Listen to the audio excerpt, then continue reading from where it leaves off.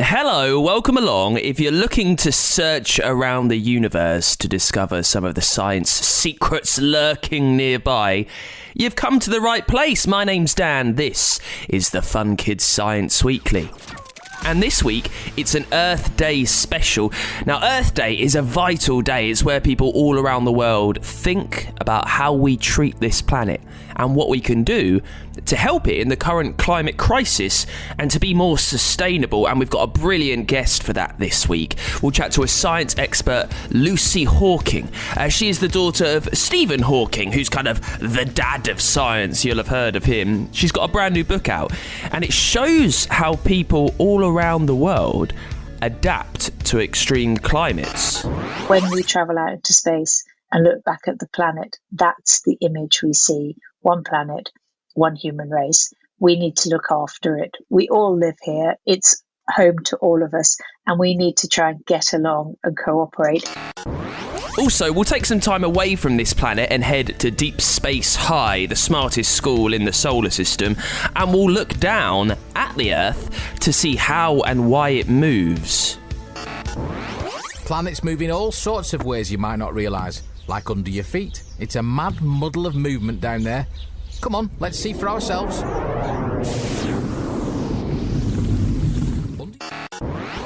And I've got your questions, as always, this week. They're on bugs and bones. It's all on the way in an Earth Day special of the Fun Kids Science Weekly. Let's kick things off with this week's Science in the News. Sir David Attenborough has been named Champion of the Earth by the United Nations. It recognises the 95-year-old's commitment to telling stories about the world and climate change. And on accepting the prize, Sir David said the world must now take action to protect nature. It's never been more serious. Also, it turns out climate change is harming the insect world. The numbers of creepy crawlies have plunged by half in some parts of the world. Now, this is mainly because the planet gets hotter, which ruins their habitats where they live. And it's a big deal. You might not like creepy crawlies, but it impacts us because insects help make the plants that give us food. And finally, heading outside the Earth, just very quickly, NASA have been told to make Uranus a priority. A group of experts have said that the seventh planet in our solar system, the ice giant Uranus, is important, and we need to know more about it. Now, it's only ever been visited once on a flyby by Voyager 2. This was 40 years ago, in 1986. But scientists think we need to know more about it to help us better understand other stars.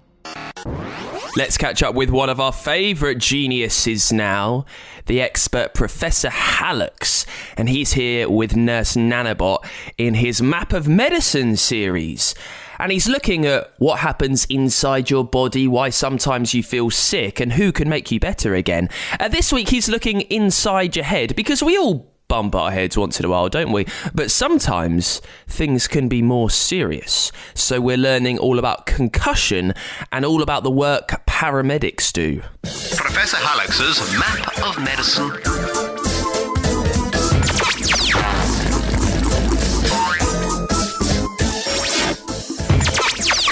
Emergency! Professor!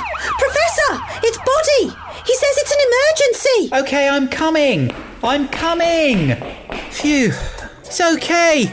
I'm here. What's the emergency, Nanobot? Hang on. Okay.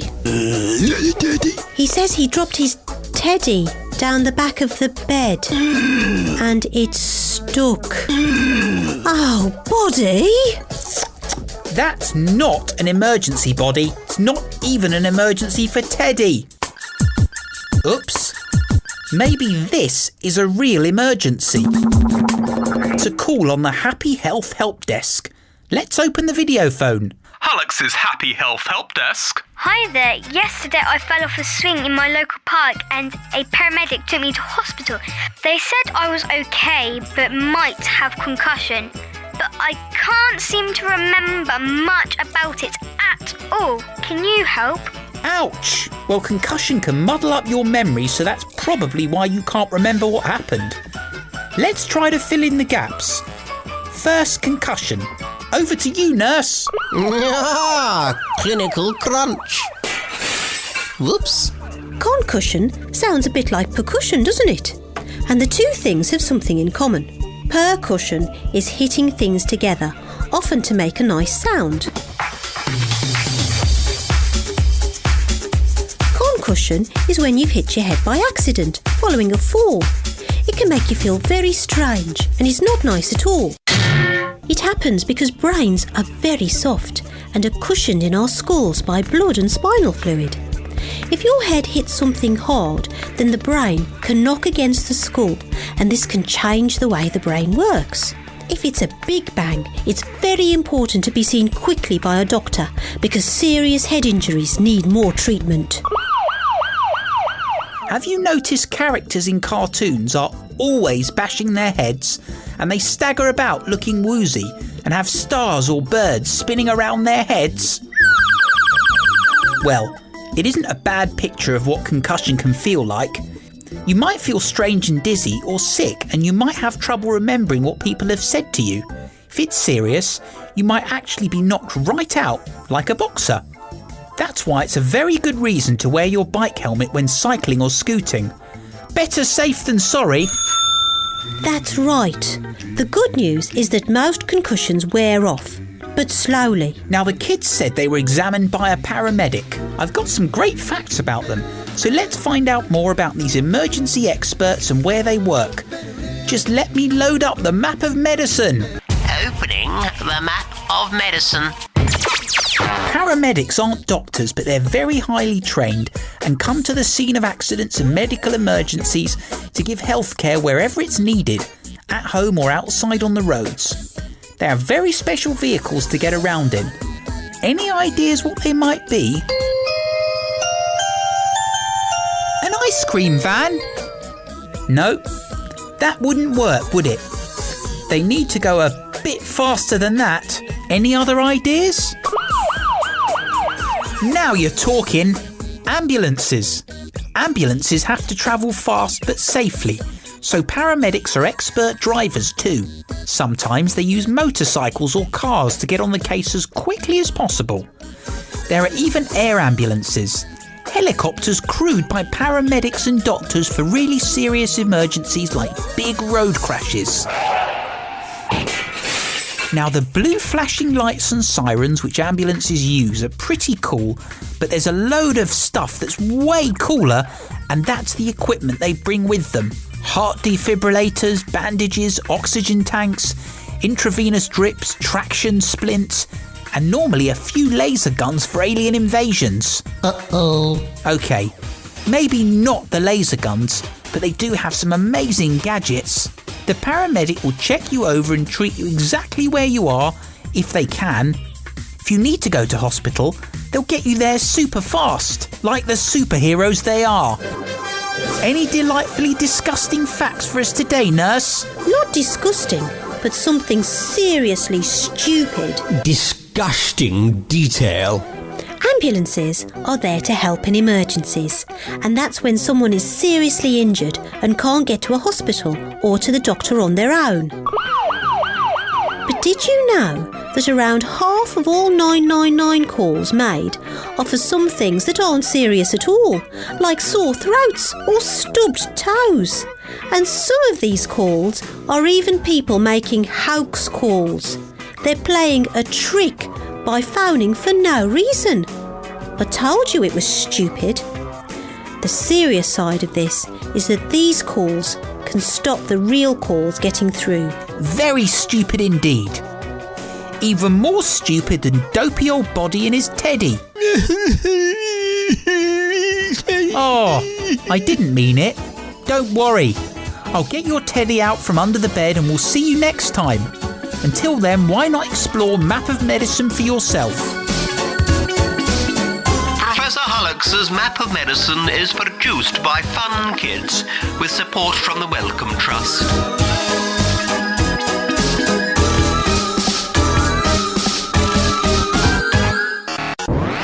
let's get to your questions then. If there's something sciencey that you want answered on this show, if you'd like me to do all the digging for you to solve your science problem, leave it as a review for me on Apple Podcasts. You can find the show. There's a little comment box at the bottom. That's where you leave your question. Drop your name as well so I can say hello. 5 stars really helps me see it. First up this week, it's from Simon, who wants to know, why do we sneeze? We sneeze because our body doesn't like invaders. It's well trained to get rid of germs and any bacteria that might try and sneak its way in, stuff that might make you sick. Now, often it happens through airwaves, through stuff we breathe in. So if our body is sensing that something's not right, it'll sneeze, it'll try and force it out, shoot it through your nose. So that's what happens when it senses something iffy, is trying to make its way in, it makes you sneeze. And this is also what happens with hay fever, because your body gets confused by pollen from plants and it thinks that that's an invader, so it makes you sneeze to try and get rid of it. Simon, thank you for the question. Also, this is from Albie, who wants to know, why do our bones break even though they are attached to each other? Well, bones are connected to each other by a joint at the very end. It's only the end that's joined to one another. It's a bit like a plank of wood, I guess, that might be connected to another one through some nails right at the very tip. But you could still snap that bit of wood in half, couldn't you? Now, when most people break a bone, though, it doesn't do that, does it? It doesn't completely split in two. It might crack just a little or split down one side. So that's why, although bone breaking hurts, it's not as serious as sometimes it really can be. Albie, thank you for the question. If there's something you'd like answered on this show next week, leave it as a review on Apple Podcasts for the Fun Kids Science Weekly. It's the Fun Kids Science Weekly and an Earth Day special. This week we've got a fantastic guest who has written about how precious the Earth really is. The book is called Princess Olivia Investigates the Wrong Weather, and Lucy Hawkins, science genius and author, joins us now. Lucy, thank you for coming on the show. It's my pleasure. It's lovely to speak to you again. Now, what gave you the idea to explore the world and explore the climate crisis through a princess story? Well, so lots of ideas all fed into how Princess Olivia Investigates the Wrong Weather turned out. A few years ago, I did a book which was a compilation of science essays called Unlocking the Universe. And for Unlocking, I worked with a teenage author to get her to write about how climate change looks to her generation. Now, Nitya produced an outstanding essay on what it feels like to be a teenager looking at climate change. And she said a few things that really sparked a thought chain in my mind. She wanted to say to her peer group and to younger readers that it was really important that they educated themselves on the different causes and consequences of climate change. And then she also went on to talk about deforestation and the need to plant trees. Now, that's kind of, that is the thesis of Princess Olivia Investigates the Wrong Weather. And I very much saw I felt like Nitya had laid down a challenge to me as a storyteller to write something about life on Earth. I'd written 6 books by then about traveling around space, about being on different planets and celestial bodies in the universe and investigating these fabulous, bizarre and extraordinary environments. And I sort of thought, well, hang on a minute. I've actually never really written about the Earth. So that was how the kind of science theme and the climate change impetus came to me. And then obviously I need to think of a story and a structure to put it in and what would be engaging and fun. And I always go for what would be an unusual way to tell a story about a specific topic. So that's kind of the thought process way back when I first came up with the idea. Now, there's a lot of talk about the climate crisis at the moment, and doing research for this book, I imagine you had to discover all manner of things of why it's happening, what could happen, but there's a lot of fact and there's a lot of fiction out there. How did you, being someone who knows about science, figure out how you wanted to present this and what you wanted to say in the book? Well, as with the previous series, the Georgia's Secret Keys series, I worked with scientists to create a narrative and to add scientific content to a storyline, because as you're exactly right. It's so important that the information that we provide for young readers is accurate, is well sourced, is scientifically evidenced, and also that it kind of comes from a reputable voice. Because, we talked about this before, kids are barraged by information now, so many different points of view, different arguments about this, that, and the other. In Princess Olivia Investigates the Wrong Weather, I have 3 climate and earth scientists writing inserts for the book, and all of them, gave their viewpoint on helping me with the storyline, on talking about what I could do and what I couldn't do.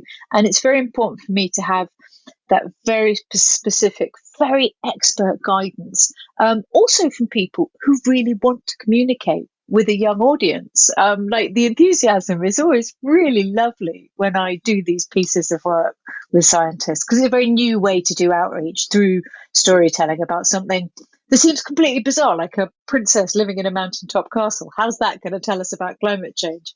But they're always really good sports and come along on the adventure with me. Well, I'm glad that you've spoken to loads of experts, because it means I can kind of ask you what they said. I know it's all in the book, but this is an Earth Day special.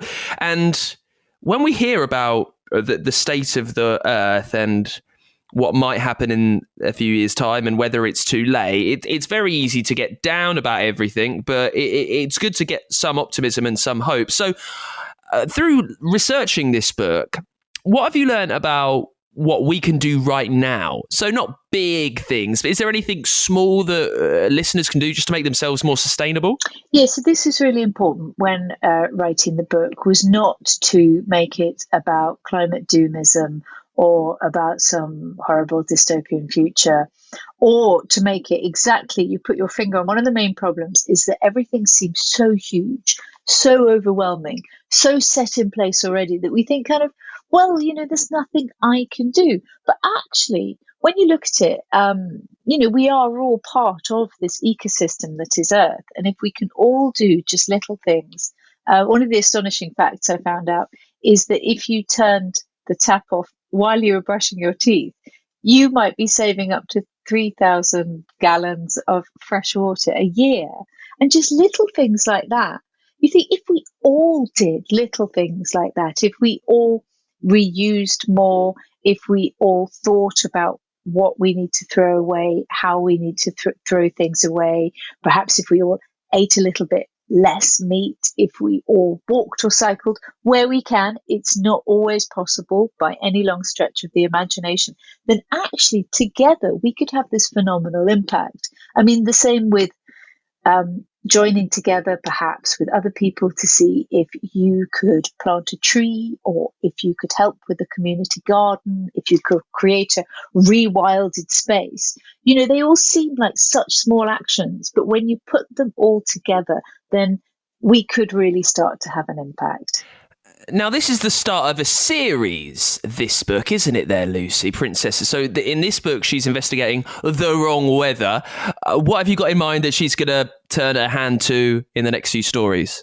So the next book in the Princess Olivia Investigates series is going to see Princess Olivia set sail. We do as everyone knows, we live on a blue planet, and the health of the oceans is integral to the health of the planet. So that will be the focus of Princess Olivia's next investigation. Now, Lucy, just one last thing on climate and on Earth Day. And I'd like to ask you, if I can, about what you would have thought your dad would have made of everything at the moment, because he was someone who was very much thinking about everything else in the universe with a huge brain. But as we are facing a climate crisis, what would he have made of efforts to try and save the world? So my father, Stephen, was very much an early adopter of the need to raise awareness about climate change. And indeed, he started talking about it really kind of before it had entered into the public consciousness as it has now. I think, first of all, he'd be really glad to know that people are sitting up and taking notice and taking it seriously. I think he'd be incredibly heartwarmed to know how interested kids are in climate issues and how proactive they are in doing things to help preserve the health of our planet. I think he would have been a huge admirer of Greta Thunberg for the way she spoke out so bravely about the need for us all to wake up and take notice. I think he would probably be continuing to warn us that we all need to play our part. You know, he liked to say, we are one human race, we live on one planet.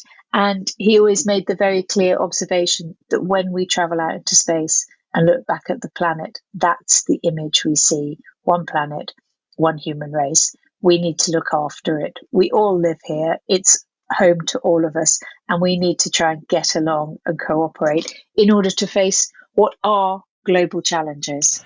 Amazing. Well, it's always good to hear from all geniuses on the show. Princess Olivia Investigates the Wrong Weather is out right now. Lucy Hawking, thank you so much for coming on. My pleasure. Thank you so much. It's time for this week's Dangerous Dan, where we look at some of the most mean and devastating things in the universe. It's an Earth Day special, so we're staying down here on planet Earth. And it's actually about quite a famous creature this week. They're known for smiling and laughing away, but they're anything but nice.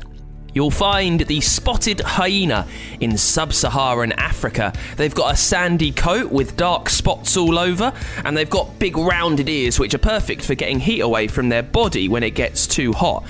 Now, it's strange, isn't it? They look a bit like a big cat crossed with a bear. They're quite long and slender, though. They're hard to pin down. And you might know from films, they're all over the Lion King movie, aren't they? They grin with wide, sharp teeth. And they're scavengers, which means they find other creatures that are dying and they feast on those. Now, they tend to stay away from us humans, but it doesn't mean they're not devastating. They work in teams, packs. They are brutal to other animals, showing no mercy. They can devour an entire zebra, eating everything, bones and all, a massive zebra, in just half an hour. And when they're really hungry, when they are starving, they forget that normally they stay away from us humans, and they will eat anything or anyone they find. That's why the hyena is going straight on our Dangerous Dan list. For our Earth Day special this week, it's time to leave our planet and look back down on it from a very smart school, the smartest one in the solar system. We're headed to Deep Space High right now. Professor Pulsar this week is teaching us all about the movements of the Earth, including earthquakes and volcanoes, and how they come about. Deep Space High, Earthwatch, with support from the Royal Astronomical Society. Jump into a wormhole and travel to Deep Space High, the school in space. But hurry, because lessons are about to begin.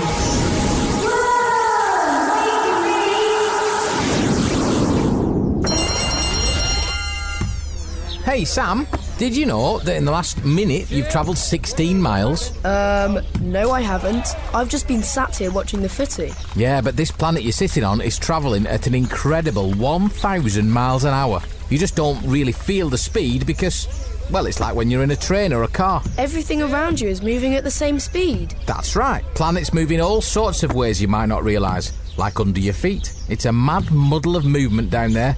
Come on, let's see for ourselves. Under your feet, the Earth's crust and upper part of the mantle are broken into large pieces called tectonic plates. These are constantly moving at a few centimetres each year. Although this doesn't sound like very much, over millions of years the movement allows whole continents to shift thousands of kilometres. This process is called continental drift. Hey, yeah. If you look at all the countries on a map, or a globe, it's a bit like a jigsaw that's been pulled apart. That's right. Good tip, that one. A great way to see for yourself. All because of continental drift. Now, continents floating slowly apart is one thing, but where the plates meet, things get a lot more unstable. Earthquakes! And volcanoes too. Sometimes the crust may even crumple to form mountain ranges. Let's get out of here. So mountains were made by the Earth moving? Some of them were, for sure. The Himalayas, for example, are a stunning mountain range caused by the movement of tectonic plates. You can find pictures of them on the internet. Wow, they're big. As we don't get earthquakes in the UK, does that mean there's not much tectonic plate activity here? Well, actually, there are quite a few earthquakes in the UK every month. They just tend to be too small to feel. If you can visit the Natural History Museum in London, there's a special earthquake room where you feel what a big one is like. I suppose we're lucky not to have to worry about volcanoes. Couldn't agree with you more, although that wasn't always the case. Come on, I've got one last thing to show you.